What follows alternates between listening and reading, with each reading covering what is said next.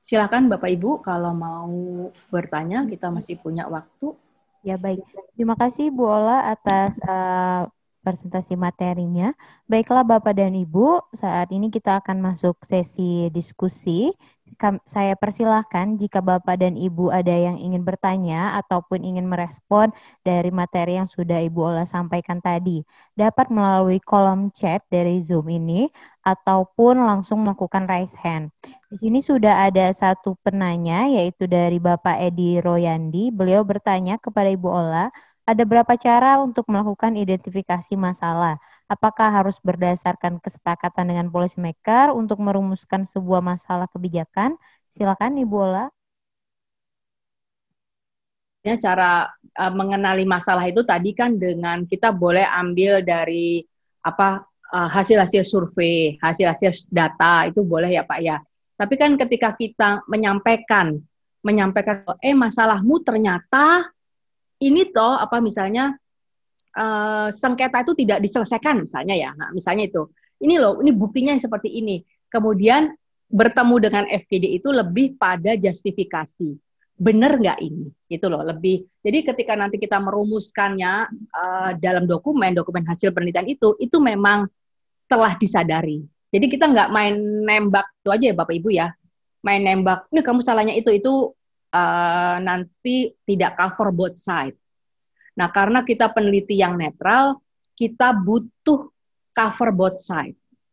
Jadi isu itu kita identifikasi dulu Bapak Ibu sendiri dengan berbagai cara. Caranya itu tadi itu dengan analisis dari data sekunder, dari survei, hasil berbagai macam kajian, hasil analisis big data dari macam-macam itu. Kemudian kita rumuskan dalam sebuah statement. Namanya kan problem statement. Nah, problem statement ini yang kemudian dikomunikasikan. Cocok nggak Pak, Bu? Gitu. Kami nggak berani. Tadinya awal-awal nekat ya.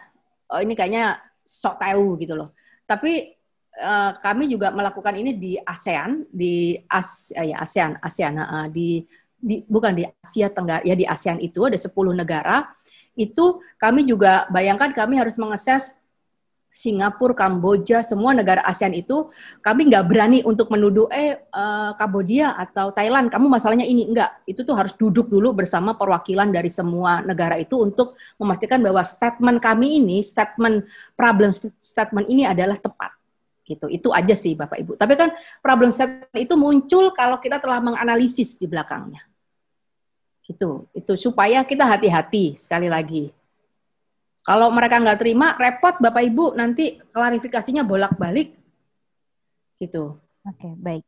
Terima kasih Bola atas jawabannya. Mungkin saya coba untuk menghubungi Pak Edi Royandi. Halo, selamat pagi Pak Edi.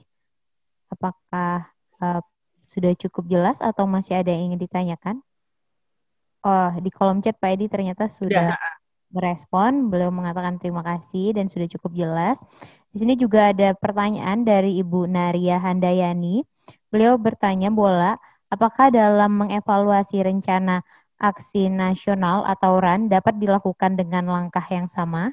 Atau ada langkah yang berbeda, Bu, untuk Sama, Bu. RAN itu kan nanti outputnya adalah dokumen perencanaan ya, Bu, ya. Itu masuk di saudaranya Renstra tadi itu. Sama, Bu. Semua kita kan, saya juga beberapa kali bikin dokumen RAN PRB, penanggulangan rencana bencana itu, penanggulangan resiko bencana. Sama langkah kami juga identifikasi potensi, identifikasi masalah, dan proses bisnis. Nanti keluarnya adalah RAN, gitu, rencana aksi nasional. Ini ada lagi ya, apakah kalau kita mau membuat penelitian dengan output per group, siapakah yang harus merumuskan bahasa medis? Ini Bu, yang tadi saya jelaskan bahwa kita perlu menggandeng teman-teman dari fakultas lain.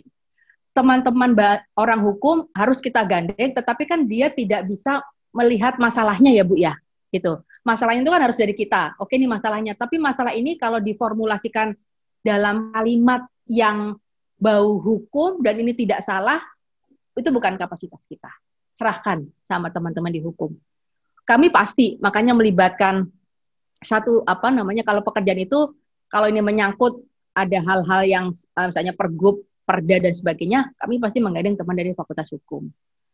Kan tinggal kasusnya, kalau mereka tidak, teman-teman fakultas hukum mungkin tidak terlalu paham tentang misalnya bencana gitu, tentang kesehatan itu nggak paham. Tapi kan mereka bisa kalau dalam statement, kalau ini keluar sebuah perda, kalimatnya seperti ini, pasti pasal seperti ini benar nggak? Cara penafsiran kayak apa? Serahkan sama yang ahlinya, Bu, bukan kita. Gitu. Tapi kita yang mendrive. Jadi itu yang disebut kerjasama multidisiplin itu di situ. Oke, baik. Terima kasih Bu Ola atas penjelasannya. Baiklah Bapak dan Ibu, ini kita masih ada kesempatan jika ada yang ingin ditanyakan dapat melakukan raise hand ataupun melalui kolom chat. Mungkin saya jika belum ada yang bertanya melalui kolom chat atau raise hand, mungkin saya persilahkan kepada Pak Darwito. Apakah ada yang ingin ditanyakan, Pak? Atau masih ada yang kurang jelas? Begini, mungkin emang melakukan penelitian kebijakan ini seperti melatih renang, Bapak Ibu. Jadi saya nggak bisa untuk teori doang. Ayo tangannya adalah gerakan ke sini, kakinya begini supaya nggak kelelep.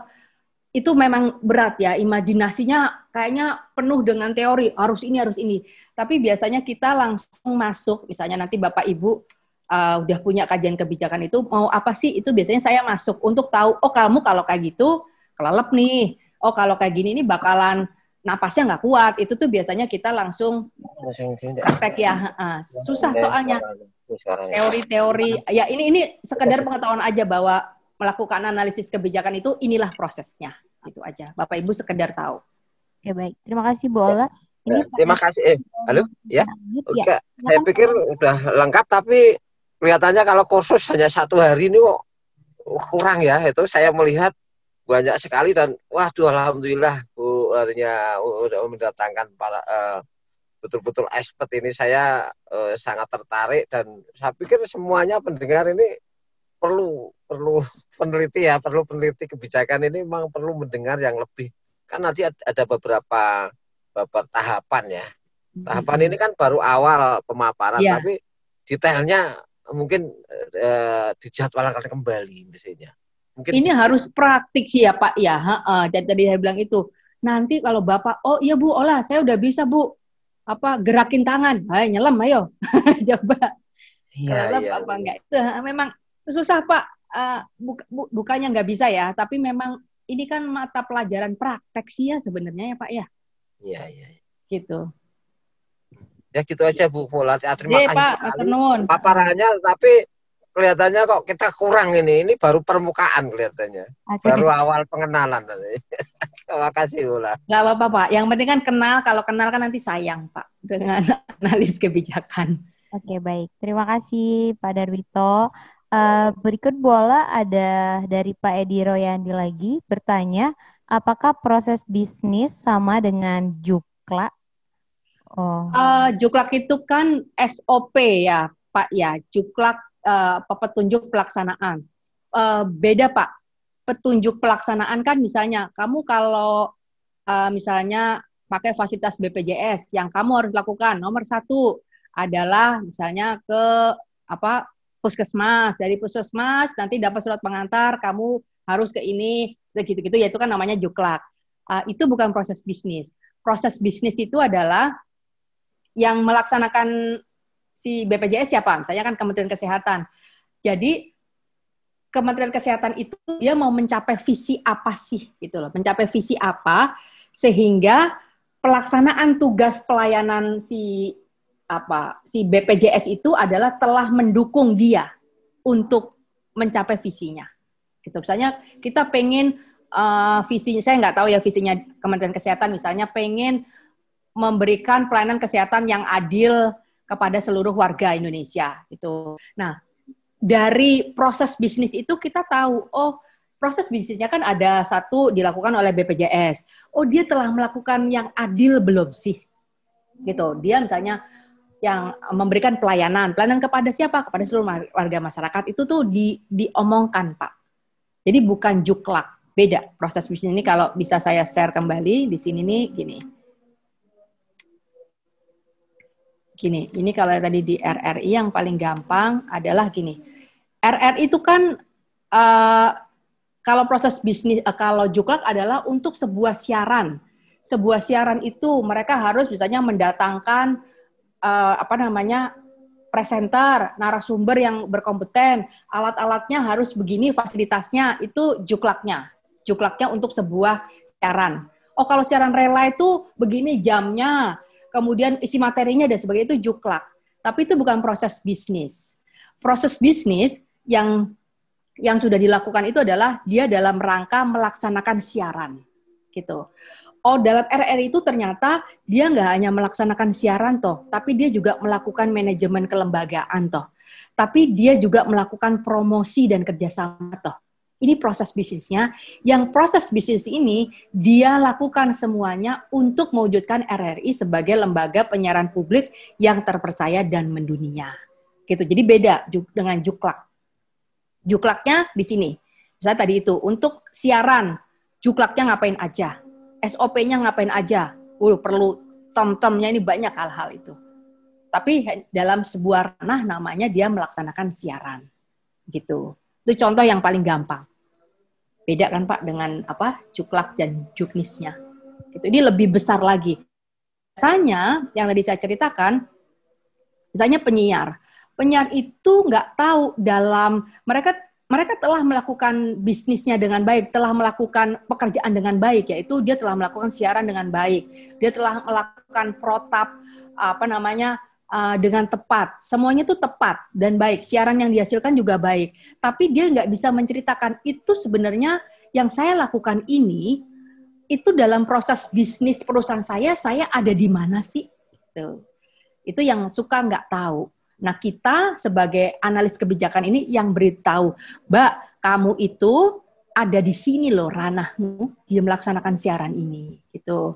Misalnya, teman-teman, Bu, saya tuh nyari iklan, Bu, dan mana-mana. Oh, Mbak, kamu memang cari iklan dan sebagainya untuk membiayai RR itu, untuk promosi dan macam-macam. Ini loh, Mbak, kamu itu dalam proses bisnis itu namanya di ranah ini, melakukan promosi dan kerjasama.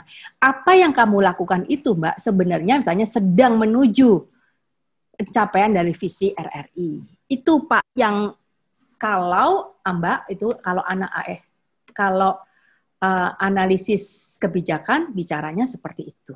Gitu. Jadi bukan juknis. Apakah proses bisnis bisa dilihat di dokumen Renstra? Enggak ada Bu secara tertulis, Pak Edi. Enggak ada secara tertulis. Makanya kita perlu membedah Renstra itu. Kalau Renstra disusun bukan oleh expertnya, nggak keluar proses bisnisnya. Tapi kalau Renstra disusun sama expertnya, keluar. Nah, banyak kan yang nggak disusun, Pak. Gitu. Kementerian ATR itu baru yang periode ini Renstranya disusun dengan memperlihatkan proses bisnis. Dan ketika kita ngomong proses bisnis itu, kita juga nanti langsung harus ngomong ke para direkturnya itu, dirjen dan sebagainya, bahwa ini loh proses bisnismu kayak gini. Gitu. Oke, baik. Begitu Pak Edi. Ya, baik. Terima kasih Bola atas penjelasannya. Bapak dan Ibu, kita masih punya waktu untuk diskusi. Saya persilahkan jika ada yang ingin. Oh, Bapak Ibu nggak usah khawatir karena ini ranah baru mungkin ya. Namanya bau-bau kebijakan itu hal yang baru. Nggak apa-apa kalau ini masih ngambang dan masih semuanya bisa dipahami. Nggak usah khawatir. Ya. Baik, terima kasih Bola. Kalau belum ada yang melakukan kolom chat, mungkin saya akan coba absen satu persatu. Mohon izin nanti bisa dibantu untuk mungkin saya ingin mencoba untuk menghubungi Pak Agung Puja Kusuma. Mohon bantuan untuk unmute-nya. Halo, selamat. Ya, ini Bu Lucia. Halo. Ya, saya Lucia. hadir. Ya, hadir. Silakan Ibu, apakah yang ditanyakan? Oh, sudah tanya tadi. Oh, gitu. Ya, saya baik, sudah baik. Tanya. Oh, ya, baik. Terima kasih Bu Lucia. Baik, Bapak dan Ibu, jika ada yang ingin ditanyakan, saya persilakan untuk mengklik unmute-nya. Jika belum ada, mungkin saya akan coba satu persatu untuk mengkonfirmasi apakah ada yang ingin ditanyakan. Ini ada Ibu Diah Widya Stuti. Halo, selamat siang Ibu Diah. Selamat siang. Ya, apakah sudah cukup jelas Bu atau masih ada yang ingin ditanyakan? Saya persilakan Bu. Sementara belum ada pertanyaan, baru berusaha meresapi yang disampaikan Bu Ola. Oh ya, baik. Baik, Bu Dia. Kita memang perlu waktu ya, Bu, untuk Iya, iya. pelatihan awal ini hanya 1 hari, dan mungkin besok dengan Ibu Indri semoga ada perkembangan lebih memahami lagi mengenai penelitian kebijakan itu sendiri. Oke, baik, terima kasih. Saya coba untuk menghubungi Ibu Karlina. Mohon bantuan unmute-nya.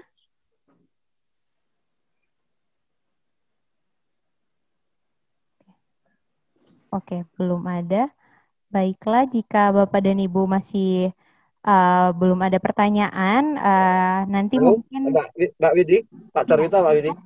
Iya, silakan Pak Darwito. Oke, mau tanya nih. Kan gini, kadang-kadang kebijakan itu, ya biasanya kan peristiwa terjadi, baru ada kebijakan.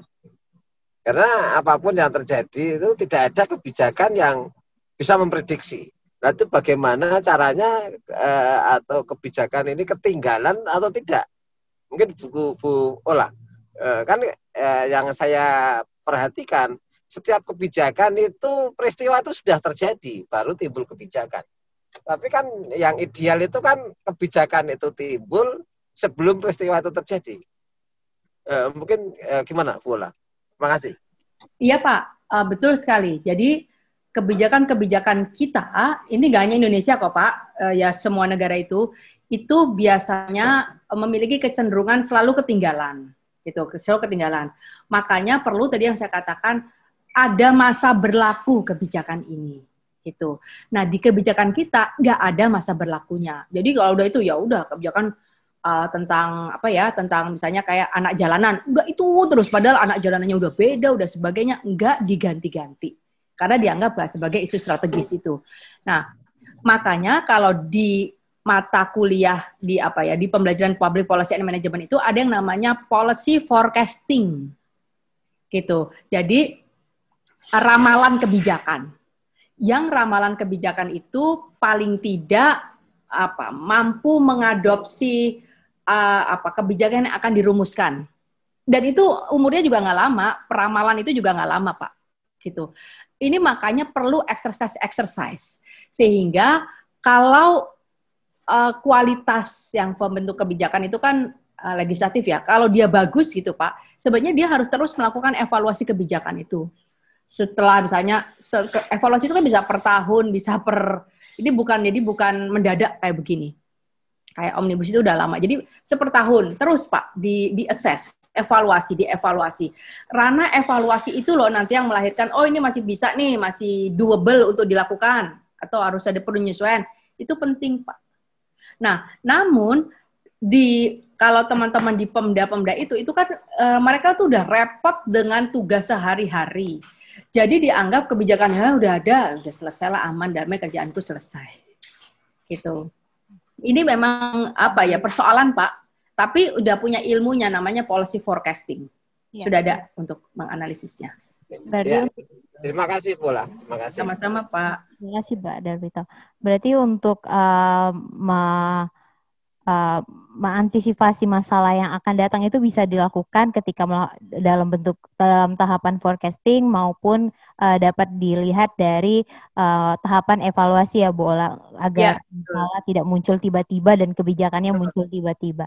Baik, di sini Pak Ambo di kolom chat mengatakan beliau mengambil langkah untuk mengikuti 2 kali pelatihan. Minggu lalu beliau sudah ikut sebenarnya di kanker dan jantung. Lalu minggu ini juga ikut lagi dan beliau merasa sudah cukup jelas karena mengikuti 2 kali. Bapak dan Ibu jangan takut jika masih belum paham, nanti pelatihan ini kami dokumentasikan dalam bentuk video yang dapat diakses melalui laman Kebijakan Kesehatan Indonesia. Jika masih kurang mengerti, Bapak dan Ibu dapat mengakses videonya untuk lebih memahaminya secara perlahan. Dan pun jika nanti ada yang ingin ditanyakan di luar dari waktu pelatihan ini, kami fasilitasi melalui Mbak Widi maupun Mbak Nika. Baiklah, apakah masih ada yang ingin ditanyakan Bapak Ibu? Ini Ibu Nurul melakukan raise hand. Ya, silakan Ibu Nurul. Ya, makasih Mbak. Saya lebih mau bertanya tentang apa sih? Ini kan kita metode pelatihannya online ya.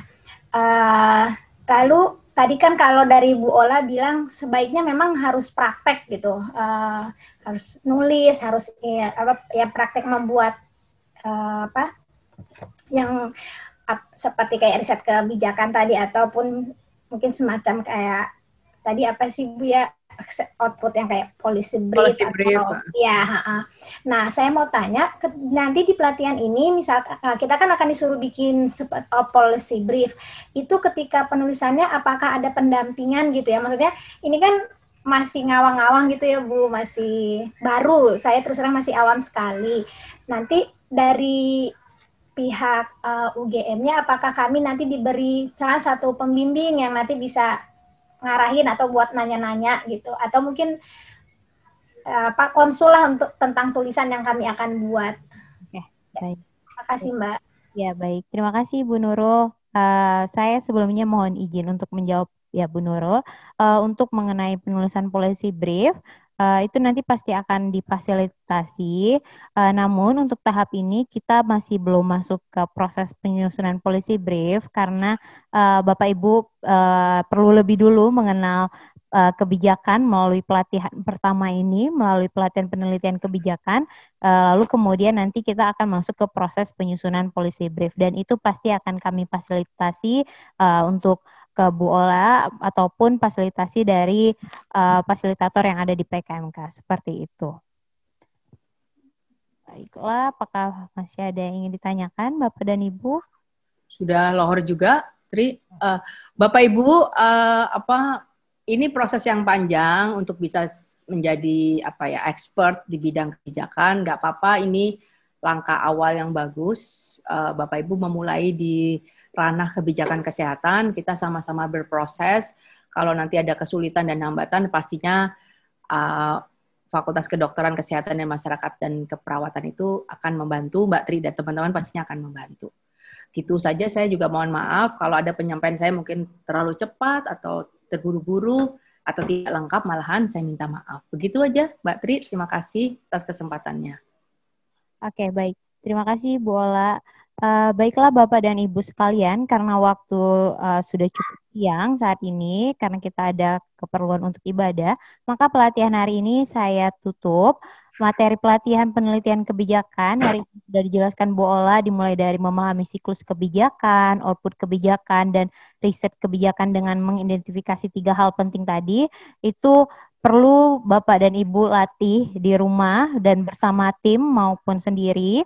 Dan untuk memperkuat dari materi yang sudah didapatkan ini, Bapak dan Ibu dapat mencoba dengan menyusun pertama topik penelitian, yang dimana sudah difasilitasi juga oleh Mbak Nika dan Mbak Widi, itu dapat mengisi topiknya melalui Google Dokumen yang sudah dikirimkan ke Bapak dan Ibu sekalian.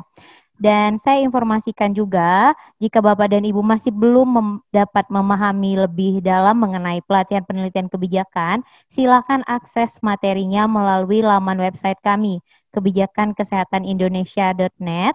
Dalam laman tersebut, Bapak Ibu dapat mengakses materi, video maupun podcast ringkas yang sudah disusun oleh Prof. Laksono Trisnantoro.